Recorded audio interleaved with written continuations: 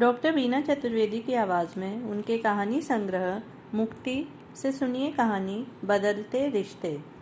कहानी में चमन की बहन काव्या की शादी उसके दोस्त हर्ष से हुई थी। काव्या के एक बच्चा हुआ। वह जब छोटा था तभी काव्या की कैंसर से मौत हो गई। काव्या की बहन पूर्वा बच्चे की परवरिश कर रही थी। हर्ष की बुआ ने पूर्वा के साथ हर्ष की शादी कर देने की बात की। सब इसका विरोध कर रहे थे क्योंकि पूर्वा और हर्ष की उम्र में बहुत अंतर था। बुआ जी ने कहा कि कुछ पाने के लिए कुछ खोना पड़ता है। मौसी माँ जैसी होती है। जीवन में समय समय पर रिश्ते बदलते रहते हैं। सुनिए कहानी बदलते रिश्ते। मध्यम वर्गीय परिवार में जन्मा हर्ष अपने माता पिता की इकलौती संतान था।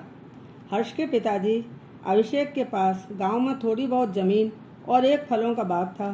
गांव की पढ़ाई पूरी होने के बाद हर्ष ने पास के कस्बे में MBA में एडमिशन ले लिया था। गांव में रहकर ही वह रोज साइकिल से वहां पढ़ने जाता था। हर्ष का एक घनिष्ठ मित्र था, उसका नाम चमन था। चमन की 2 बहनें थीं, बड़ी का नाम काव्या और छोटी का पूर्वा था। हर्ष का आना जाना चमन के घर बना रहता था। काव्या हर्ष को मनी मन चाहने लगी थी। हर्ष भी उसकी ओर आकर्षित होने लगा था। हर्ष MBA की पढ़ाई करने के लिए जब साइकिल से जाता था तब काव्या सड़क पर खड़े होकर उसका इंतजार करती रहती थी। काव्या को देखकर हर्ष भी अपनी साइकिल की रफ्तार को धीमी करके मुस्कुराता हुआ चला जाता था। MBA करने के बाद हर्ष की नौकरी शहर में लग गई थी। अब वह एक कमरा लेकर शहर में ही रहने लगा था। सप्ताह में एक दिन के लिए वह गांव आता था। माता पिता को अपने बेटे की चिंता सताती रहती थी। वह दोनों चाहते थे कि कोई अच्छी संस्कारवान लड़की मिल जाए तो हर्ष की शादी कर दें। एक शाम हर्ष के पिताजी अभिषेक अपने दरवाजे पर बैठे हुए थे। उसी समय काव्या के पिताजी कृष्ण कुमार घूमते हुए उधर आ गए और अभिषेक के पास बैठ गए। कृष्ण कुमार कहने लगे कि मेरी बेटी काव्या अब सयानी हो रही है। गांव के कॉलेज की पढ़ाई का उसका अंतिम वर्ष है। मैं चाहता हूँ कि कोई अच्छा रिश्ता मिल जाए तो मैं काव्या के हाथ पीले कर दूँ। अभिषेक कहने लगे कि मैं भी इसी बात से चिंतित रहता हूँ कि अच्छी लड़की मिल जाए तो मैं भी अपने बेटे हर्ष की शादी कर दूँ। हर्ष की नौकरी लग गई है और वह शहर में अकेला रहता है। रोटी पानी की अकेले में उसे तकलीफ रहती है। हर्ष की माँ को यदि इसके साथ भेज दूँ तब मैं अकेला हो जाऊँगा। हर्ष की माँ इस चिंता में घुली जा रही है। वह कहती है कि खेती बाड़ी बाग बगीचों से ही आपको तो मोह है, बेटे से नहीं। मेरी समझ में नहीं आता कि क्या करूं। अभिषेक कहने लगे, अरे लड़का लड़की दोनों जब हमारे पास मौजूद हैं तो देर किस बात की। हर्ष और काव्या की शादी हम लोग क्यों नहीं कर देते। कृष्ण कुमार कहने लगे कि प्रस्ताव तो नेक है, दोनों की जोड़ी राम सीता जैसी बन जाएगी। इतना कहकर दोनों ठहाका मारकर हंसने लगे। काव्या और पूर्वा दोनों बहनें एक दूसरे से बहुत प्यार करती थीं। काव्या अपनी संपूर्ण ममता पूर्वा पर उंडेलती रहती थी। एक दिन हर्ष जब चमन के घर आया तब उसने एक पत्र पूर्वा को यह कहकर दिया कि वह अपनी दीदी को दे दे। इसके बाद यह क्रम लगातार चलता रहा। हर्ष और काव्या छिप छिप कर एक दूसरे से मिलते रहते थे, मगर दोनों के घर वालों को कानों कान खबर नहीं थी। इनकी प्रेम कहानी की जानकारी थोड़ी बहुत पूर्वा को थी, मगर उसमें इन सब बातों को समझने की विशेष अकल नहीं थी। एक दिन बाजार में तीव्र गति से आती हुई कार ने काव्या की माँ को धक्का दे दिया। जमीन पर गिरते ही वह बेहोश हो गई। राहगीरों ने उन्हें अस्पताल तक पहुंचा दिया। उनके सिर में गहरी चोट लगी थी, हाथ की हड्डी टूट गई थी।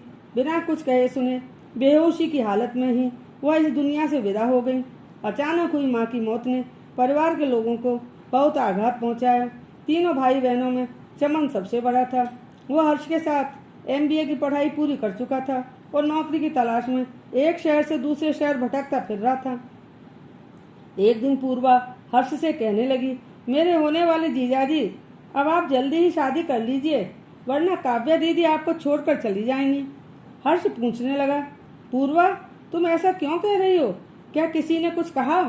पूर्वा ने जवाब दिया, नहीं नहीं, किसी ने कुछ नहीं कहा।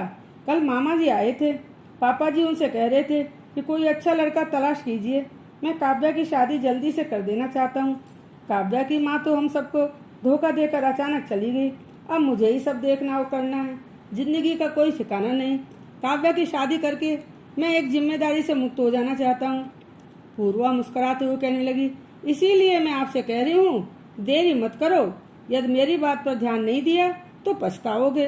दीदी आपको छोड़कर किसी और की पत्नी बन जाएंगी। पूर्वा की बात सुनकर हर्ष को चिंता होने लगी। रविवार के अवकाश में जब हर्ष गांव आया तब हर्ष के पिता अभिषेक उससे कहने लगे, बेटा मैं चाहता हूँ कि तुम्हारी शादी करवा दूँ। तुम्हारी माँ को तुम्हारी बहुत चिंता लगी रहती है, क्योंकि तुमको नौकरी के कारण शहर में अकेले रहना पड़ता है। अब वह तो है ही नहीं, मुझे ही जिम्मेदारी पूरी करनी है। 2 दिनों पूर्व मैं टहलते हुए तुम्हारे दोस्त चमन के घर के सामने से निकल रहा था। कृष्ण कुमार जी दरवाजे पर खड़े हुए थे। उन्होंने मुझे रोक लिया। कहने लगे, आपके साथ एक कप चाय हो जाए। आज बहुत दिनों बाद आपसे मुलाकात हो रही है। मैं उनके साथ बैठकर बातचीत करने लगा। वह मुझसे पूछने लगे कि आपकी नज़र में कोई अच्छा लड़का हो तो बताइए। मैं अपनी बड़ी बेटी काव्या के हाथ शीघ्र ही पीले करना चाहता हूँ। मैंने हंसकर कह दिया, अरे मेरा बेटा हर्ष है ना, मैं भी उसका विवाह शीघ्र करना चाहता हूँ। यदि आपको ठीक लगे तो शीघ्र ही शुभ मुहूर्त में दोनों का विवाह कर सकते हैं। हर्ष मन ही मन खुश होते हुए सोचने लगा, नेकी और पूछ। अभिषेक हड़बड़ा कर पूछने लगे, बेटा तुमने कुछ कहा क्या? हर्ष नाटकीय अंदाज में कहने लगा, पापा मैं क्या बताऊं, आप जैसा ठीक समझें। हर्ष के पिताजी आश्वस्त होकर कहने लगे, बेटा तब ठीक है, मौका मिलते ही मैं काव्या के पिता कृष्ण कुमार से बात करता हूँ। काव्या की शादी की बात कृष्ण कुमार बच्चों के साथ मिल बैठकर करना चाहते थे। एक शाम जब चमन गांव आया था तब रात को भोजन करने के बाद कृष्ण कुमार कहने लगे, बेटा चमन, अब काव्या की उम्र शादी की हो गई है। मैं चाहता हूँ कि हमें उसकी शादी जल्दी कर देनी चाहिए। तुम्हारी क्या राय है? चमन बोला, पिताजी आप जैसा ठीक समझें, इस संबंध में हमें काव्या से बात करनी चाहिए। कृष्ण कुमार कहने लगे, काव्या भी यहीं बैठी है, वह अपने मन की बात कर सकती है। मैं भी तो सभी की राय से यह शुभ कार्य करना चाहता हूँ। पिताजी के इस प्रस्ताव को सुनकर काव्या का दिल जोरों से धड़कने लगा। उसकी समझ में नहीं आ रहा था कि वह अपने मन की बात सबके समक्ष कैसे कहे। इसी बीच चमन ने पूछा, पिताजी काव्या की शादी के लिए क्या कोई लड़का आपकी नज़र में है? कृष्ण कुमार ने कहा, हाँ बेटा, लड़का बहुत अच्छा, समझदार और होनहार है। तुम लोग भी उसे जानते हो। इतना सुनते ही चमन और काव्या दोनों पिताजी का मुंह ताकने लगे। चमन कहने लगा, हम लोग जानते हैं? हमारी समझ में नहीं आ रहा। पिताजी आप पहेलियाँ क्यों बुझा रहे हैं? साफ साफ बताइए कि कौन है? कृष्ण कुमार कहने लगे, बेटा मैंने तुम्हें बताया था कि एक दिन मेरी मुलाकात हर्ष के पिताजी से हुई थी। उस समय जब मैंने उनके समक्ष अपनी चिंता बताई कि मैं अपनी बेटी काव्या की शादी जल्दी करना चाहता हूँ, आपकी नज़र में कोई अच्छा संस्कारवान लड़का हो तो बताइए। अभिषेक ने हंसते हुए तत्काल जवाब दिया, हाँ है ना मेरा बेटा हर्ष, यदि आपको ठीक लगे तो देख लीजिए। मैं भी हर्ष की शादी जल्दी करना चाहता हूँ। अभिषेक का दिया गया प्रस्ताव मुझे तो अच्छा लग गया। अब मैं तुम लोगों की राय जानना चाहता हूँ। पिताजी की बात सुनकर काव्या के मन में लड्डू फूटने लगे। उसकी मुंह की मुराद पूरी होने जा रही थी। वह शर्माते हुए वहां से उठकर अंदर कमरे में चली गई। अगले दिन कृष्ण कुमार चमन को साथ में लेकर अभिषेक के घर काव्या के रिश्ते की बात करने पहुंच गए। हर्ष भी उस समय घर पर ही था। बहुत ही सौहार्दपूर्ण माहौल में सब बातें हुई। सबने मिलकर तय किया कि अच्छा मुहूर्त निकलवाकर शादी के शुभ कार्य को शीघ्र ही संपन्न करवा दिया जाए। दोनों परिवारों में शादी की तैयारियां शुरू हो गईं। हर्ष और काव्या बहुत खुश थे। पूर्वा कहती, दीदी आप ससुराल चली जाएंगी, तब मैं आपके बिना अकेली कैसे रहूंगी। धीरे धीरे शादी का शुभ दिन आ गया और धूमधाम से शादी संपन्न हो गई। हर्ष का घर काव्या के घर से थोड़ी दूर पर ही था। काव्या दुल्हन बनकर हर्ष के घर आ गई। अभिषेक ने खुले दिल से दुल्हन का स्वागत किया। सासू द्वारा किए जाने वाले संस्कार हर्ष की बुआ द्वारा संपन्न कराए गए, क्योंकि हर्ष की मां का स्वर्गवास हो चुका था। कुछ दिनों तक बुआ जी काव्या के साथ रहीं। काव्या का मार्गदर्शन करने के बाद वह वापस अपने घर चली गई। काव्या अपनी ससुराल में बहुत खुश थी। बस उसे एक ही कमी खलती थी कि घर में मन लगाने वाला कोई नहीं था। पूर्वा और चमन बीच बीच में काव्या से मिलने आते रहते थे। कभी कभी काव्या भी पिताजी से मिलने के लिए अपने मैके आ जाती थी। दोनों परिवार के लोग इस संबंध से बहुत खुश थे। शादी के 1 वर्ष उपरांत काव्या ने एक बेटे को जन्म दिया। बच्चे के नामकरण का उत्सव बहुत धूमधाम से मनाया गया। बच्चे का नाम वेद रखा गया। वेद के पैदा होने के बाद काव्या का स्वास्थ्य खराब रहने लगा। भगवान को उनकी खुशियां शायद रास नहीं आई। काफी इलाज कराने के बाद डॉक्टर वैद्य काव्या के जीवन को बचा नहीं सके। काव्या की बीमारी पकड़ में आई तब तक बहुत देर हो चुकी थी, उसे कैंसर था।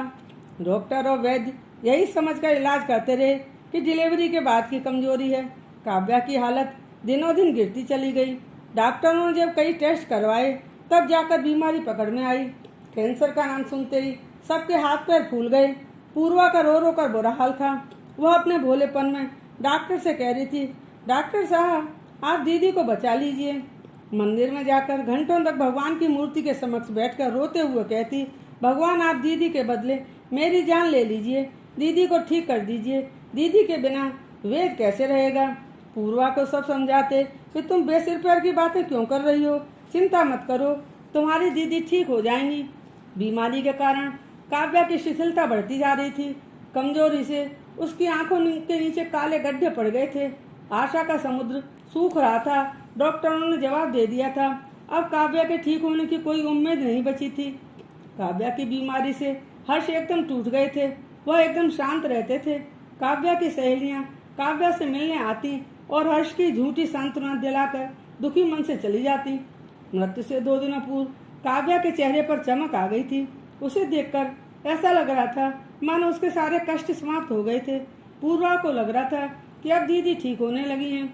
वह खुश होकर बहुत ही आशान्वित दृष्टि से दीदी को देखने लगी थी। उसे क्या पता था कि मृत्यु काव्या के निकट आ चुकी थी। काव्या के चले जाने से घर का माहौल शोक में डूब गया। हर्ष और अभिषेक समझ नहीं पा रहे थे कि माँ के बिना वेद का पालन पोषण कैसे होगा, कौन करेगा। इनके घर में हर्ष और अभिषेक के अलावा कोई महिला नहीं थी। कुछ दिनों तक बुआ जी ने आकर घर की बागडोर अपने हाथों में ले ली, मगर वह अधिक दिनों तक अपना घर छोड़ यहाँ नहीं रह सकती थी। पूर्वा वेद को हमेशा अपनी छाती से लगाए रखती थी। उसे स्वयं के खाने पीने का भी होश नहीं रहता था। बुआ जी ने अभिषेक और हर्ष को सलाह दी कि काव्या के पिताजी कृष्ण कुमार से बात करके इस समस्या का हल निकालिए। उनके ऊपर दबाव बनाइए कि वह हर्ष के साथ पूर्वा की शादी कर दें। हम सब लोग देख ही रहे हैं पूर्वा वेद का कितना ध्यान रखती है। वेद का भला चाहते हो तो देर मत करो। इस विकट परिस्थिति में इस समस्या को हल करने का यही सबसे अच्छा सुझाव है। अभिषेक कहने लगे, अरे बहन, तुम देखती नहीं कि हर्ष और पूर्वा की उम्र में कितना फर्क है। हर्ष के समक्ष पूर्वा एक बच्ची के समान है। मगर बुआ जी कोई भी बात सुनने के लिए तैयार नहीं थी। वह तो अपनी जिद पर अड़ी हुई थी। कहने लगी, भैया आप शीघ्र ही कृष्ण कुमार से बात करिए। वह भी इस बात को समझ रहे हैं कि वेद को संभालने के लिए कोई दूसरा रिश्ता नहीं दिखाई पड़ रहा। वेद के हित में इससे अच्छा और कुछ नहीं हो सकता। आखिरकार मौका देखकर बुआ जी ने स्वयं ही पूर्वा से बात की। वह कहने लगी, बेटी पूर्वा, मैं देख रही हूँ कि तुम वेद का बहुत अच्छी तरह से ध्यान रख रही हो, काव्या की कमी को पूरा कर रही हो। जब तुम इतने अधिकार से वेद को चाहती हो, उसे प्यार करती हो, तब उसे सौतेला बेटा या अनाथ होने से बचा लो। पूर्वा की समझ में बुआ जी की बातें ठीक तरह से तो नहीं, मगर कुछ कुछ आ रही थी। वह जोर जोर से रोते हुए वहाँ से जाने लगी, मगर बुआ जी ने उसका हाथ पकड़कर उसे रोक लिया। वह पूर्वा को बहुत प्यार से समझाते हुए कहने लगी, बेटी तुम एक बार इस घर में वेद की माँ बनकर आ जाओ, सब ठीक हो जाएगा।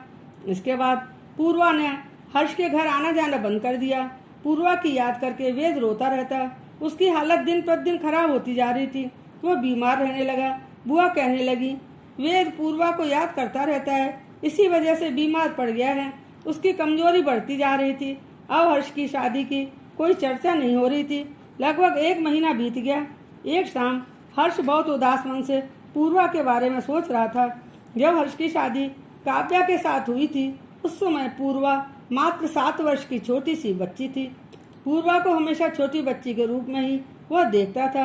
बुआ जी के कहने से अब वह उसे अपनी पत्नी कैसे बना सकता है। बुआ जी का प्रस्ताव उसके गले में अटक कर रह गया था। उसी समय हर्ष ने चमन को आते देखा। तत्काल वह उठकर खड़ा हो गया और बनावटी मुस्कुराहट के साथ उससे हाथ मिलाने लगा। बुआ जी भी वेद को गोद में लेकर फुर्ती से वहाँ आ गए।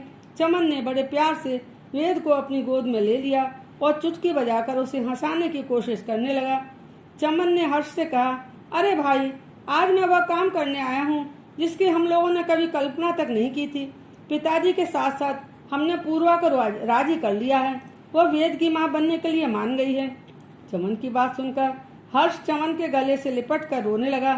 स्वयं पर काबू करके वह चमन से कहने लगा, दोस्त, सही मायने में हम जो कुछ करने जा रहे हैं वह बहुत ही असह्य एवं कल्पना से परे हैं। भगवान कैसे कैसे दिन दिखाता है।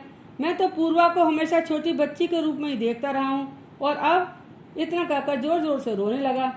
बुआ जी ने हर्ष के सिर पर हाथ रखकर उसे ढांढस बनाया और कहने लगी, बेटा, इसी को भगवान की लीला कहते हैं। अब जो कुछ हम लोग करने जा रहे हैं उससे वेद का जीवन संवर जाएगा। बेटा, धीरज धरो। हर्ष कहने लगा, बुआ जी, अपने स्वार्थ के लिए हम पूर्वा के जीवन की बलि चढ़ा रहे हैं। यह हम ठीक नहीं कर रहे हैं। आंखों से आंसू पोंछते हुए बुआ जी कहने लगी, बेटा, कुछ पाने के लिए कुछ खोना पड़ता है, यही अटल सत्य है। ऊपर वाले के समक्ष किसी का वश नहीं चलता। माना कि पूर्वा अभी बहुत छोटी है, ना समझ है, उसके प्रति यह अन्याय है, मगर धीरे धीरे सब ठीक हो जाएगा। वेद के हित में यह ठीक ही हो रहा है। कहते हैं मौसी माँ जैसी होती है। जीवन में समय समय पर रिश्ते बदलते रहते हैं। आज साक्षात रूप से यह देखा जा रहा है।